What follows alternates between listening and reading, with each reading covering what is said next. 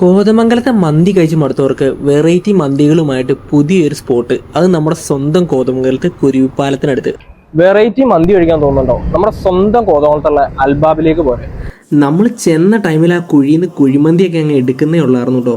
ആ റൈസൊക്കെ എടുക്കുന്ന കണ്ടപ്പോൾ തന്നെ നമ്മൾ എല്ലാ വെറൈറ്റി മന്തി അങ്ങ് ഓർഡർ ചെയ്തു. പെരി പെരി, പെപ്പർ, കാന്താരി, ഹണി, നോർമൽ കുഴിമന്തി, ഇത്രയായിട്ടാണ് കേട്ടോ നമ്മൾ ഓർഡർ ചെയ്തത്. ആദ്യം തന്നെ നമ്മൾ പെരി പെരി അൽഫാമാണ് കേട്ടോ എടുത്തത്. കുറച്ച് റൈസ് ഇട്ട് അതുപോലെ മയോണൈസും ചേർത്ത് ആ ചിക്കൻ്റെ പീസും മയോണൈസും റൈസും കൂടി ചേർത്തൊന്ന് കഴിച്ചു നോക്കി.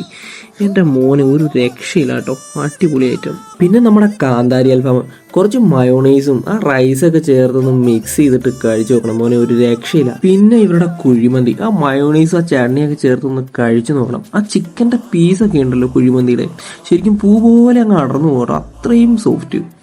എനിക്ക് ഏറ്റവും ഇഷ്ടപ്പെട്ടത് ഈ കുഴിമന്തിയാണ് കേട്ടോ. ഇനി നിങ്ങൾ സ്പൈസി ലവേഴ്സ് ആണ്, ഈ കാന്താരി, പെരിപ്പെരി, പെപ്പർ, ഇത് മൂന്നും മസ്റ്റായിട്ട് ട്രൈ ചെയ്ത് നോക്കണം. എന്തായാലും നിങ്ങൾക്ക് ഇഷ്ടപ്പെടും. കോതമംഗലത്ത് ഈ തിരക്കിൽ നിന്നൊക്കെ ഒന്ന് മാറി അത്യാവശ്യം നല്ല ആംബിയൻസിൽ നല്ല ഫുഡ് കഴിക്കാൻ താല്പര്യമുള്ളവർ നേരെ പോരെ നമ്മുടെ അൽബാബിലേക്ക്.